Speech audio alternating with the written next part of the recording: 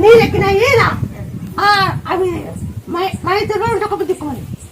మైతలో దిక్కుపోదు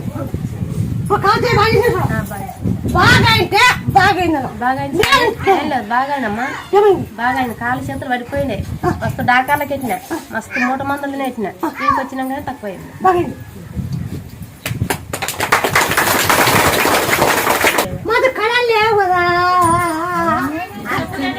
చెప్తుంది కదా నీ దగ్గర ఇంత లోకమాట అన్ని శక్తులు నీకే తెలుసు మాకేం తెలియదు నీ బిడ్డలు మాత్రమే మేము